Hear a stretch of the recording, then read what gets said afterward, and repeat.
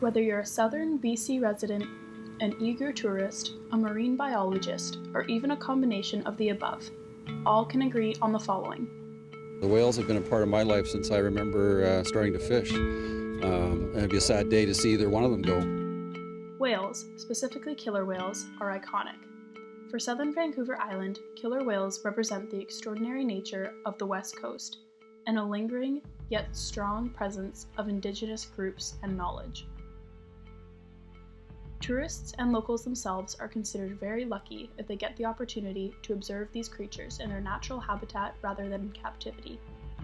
In British Columbia, the mere thought of intentionally harming cetaceans is a crime in itself, as we firsthand coexist with them peacefully. Or perhaps we like to believe we do. Despite federal regulation, half of Canada's wildlife species are still in decline, although southern resident killer whales are listed under the Species at Risk Act. And even with the launch of Justin Trudeau's $1.5 billion National Ocean Protection Plan, they still face numerous anthropogenic threats. It is of paramount importance to understand the threats that current anthropogenic practices impose on the resident killer whales of Vancouver Island. By exploring whale habitat loss and degradation, bioaccumulation within the marine food web caused by industry activity, and direct deaths due to tanker roots and sound production, it is not difficult to understand the direct correlation between the practices of the oil industry, lack of public awareness, and harmful tourism, and the occurrence of cetacean death. After we gathered our preliminary research, we set out to interview individuals about whales and the current threats they face in order to establish if the general public was aware of these issues.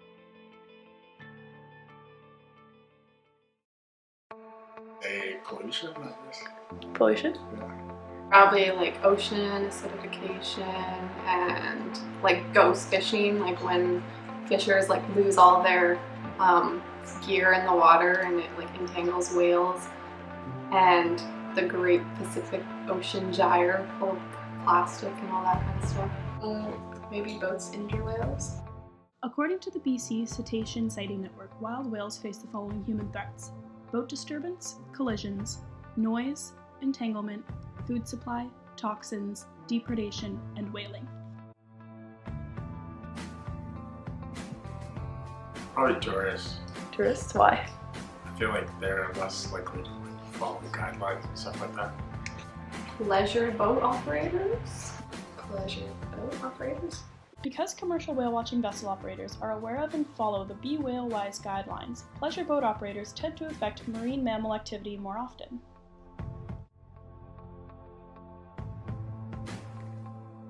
Open water? In the deep ocean. There are more of them, maybe? Highest collision density occurs in bottleneck zones, where a large concentration of both vessels and whales are present. No idea. I guess like all kinds of fish. The motors of boats? Sources of human-induced ocean noise include propellers, steam or diesel engines, shiploading, military sonar, and seismic exploration explosions due to oil and gas extraction.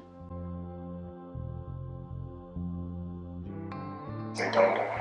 Don't know? Yeah. Probably pretty badly affected by it. Mm-hmm.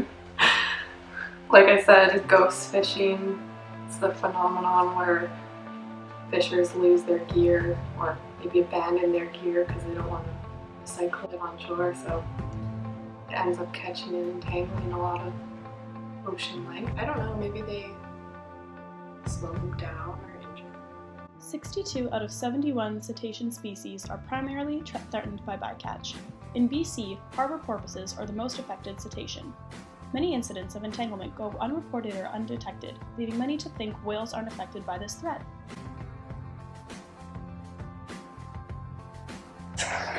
Deep what? No idea. Depredation. Yeah, like No. predation, but depredation. No. Degradation in the ocean. Depredation is the process of whales taking fish from fishing gear and learning to rely on fisheries for their source of easily attainable food. efforts to prevent whale depredation can threaten the cetaceans themselves, as they can get entangled in fishing gear and sustain injuries by fishermen. Dependence on depredation causes whales to forget natural hunting behavior, harming future populations.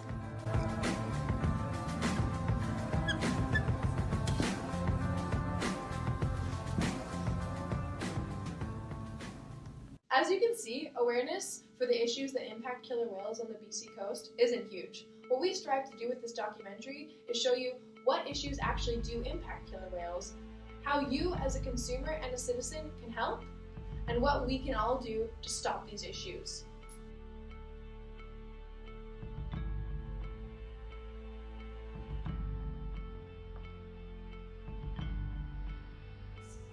One of the biggest threats that resident killer whales face on the west coast of Canada is the increase in ocean noise.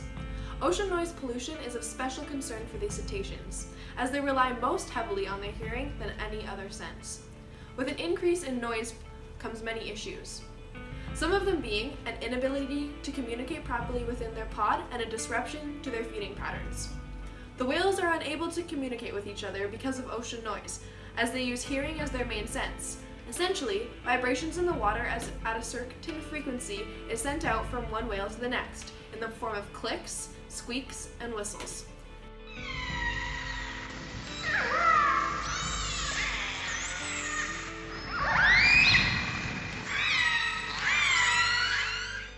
Many of these calls are lost to the noise of vessels.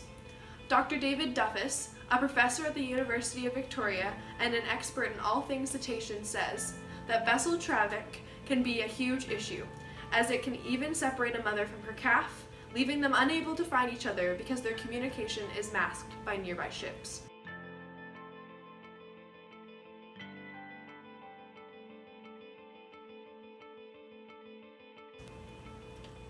Another effect that ocean noise has on whales is that it heavily disrupts their feeding patterns and their ability to locate food. One study found that the time spent foraging or hunting for fish was reduced significantly when there were vessels within a 400-meter radius. These vessels included commercial vessels and personal ones too. It also found that the resident killer whales spent an increasing amount of time in proximity to vessels between 2003 and 2009, which resulted in less foraging time and therefore less food capture. They concluded that based on the high proportion of time spent in proximity to vessels, there is a very likely possibility that the short-term behavioral changes they found could have significant biological consequences, meaning that there could be more whales dying of starvation. Commercial shipping is responsible for more than 75% of the world's ocean noise, and noise increases with ship speed. In the globalized world of today, the shipping industry is unwilling to slow down their vessels to accommodate for noise pollution for these endangered species.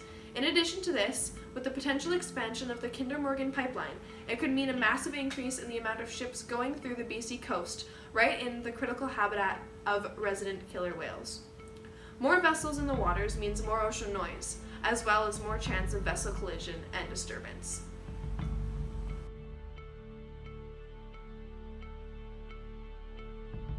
My name is Brooke Rollins, and I am a whale researcher. It is difficult to quantify the extent in which cetaceans, specifically southern resident killer whales, suffer from collisions and entanglement. This is because it is easy for entanglement reports to go undetected, as they occur in open waters, or beach entanglements can go unreported by witnesses. Much of the coast of southern Vancouver Island also happens to be uninhabited, resulting in lack of event reporting in such remote locations. In regards to collisions, some vessels can be so large they do not detect cetacean impact. Many believe large cetaceans aren't as affected by entanglement from fish nets, prawn traps, and various fishing gear as small cetaceans.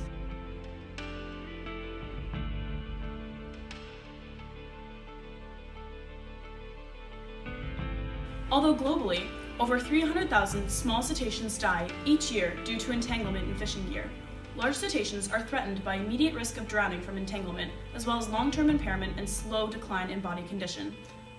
Worldwide, entanglement bycatch and fisheries operations pose a major risk for 86% of the world's toothed whales, according to the Convention on the Conservation of Migratory Species of Wild Animals.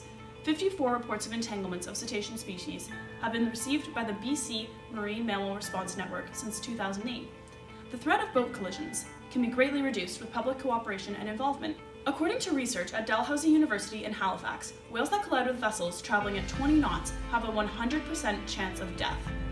Reduced to 12 knots, the likelihood of death decreases to 50%, and then 30% at 10 knots.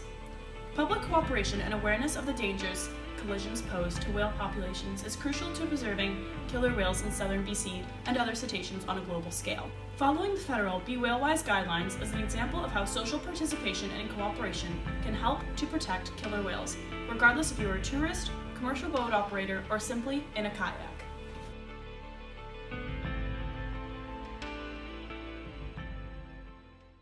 The main diet of the resident killer whales mainly consists of salmon, a population that is in steady decline. Due to recent ventures in aquaculture, wild salmon numbers have been dwindling for the past few years, edging on a full-on collapse of the stock. This is a huge concern for the resident whales, as wild salmon is their main prey. Salmon aquaculture and salmon farms have become more numerous along the BC coast, producing salmon that are more prone to disease and sea lice. If the resident orcas eat these fish, they have a much higher chance of contracting a disease and becoming sick. The collapse of the wild salmon stock has also led to a phenomenon that is being observed more frequently in the past 2 decades. This phenomenon is called depredation. Depredation is when the whales cannot forage for enough wild fish and start to rely on more easily caught and readily available prey, fish from farms or bycatch from fishing vessels. Whales have been observed doing this in Norway, Alaska, and the coast of BC. Hi, my name is Raquel Wilson, and I'm here to talk to you about the Be Whale-Wise brochure. So, the government of British Columbia and all of the corporations listed below have created this fun and easily accessible brochure to help you understand how to act when you're around whales. Though the threats to resident killer whales in BC are large, there are many things you can do to help save our whales. Though small changes to your lifestyle may seem insignificant, if we all work together, small contributions make a huge difference. You can start by not competing with whales for food. Salmon farming and aquaculture on the BC coast have contributed to whale death and have also brought about a new phenomena called depredation, in which whales are stealing fish from shipping vessels. Be an informed consumer and get your fish from whale-friendly vendors, such as providers certified by OceanWise.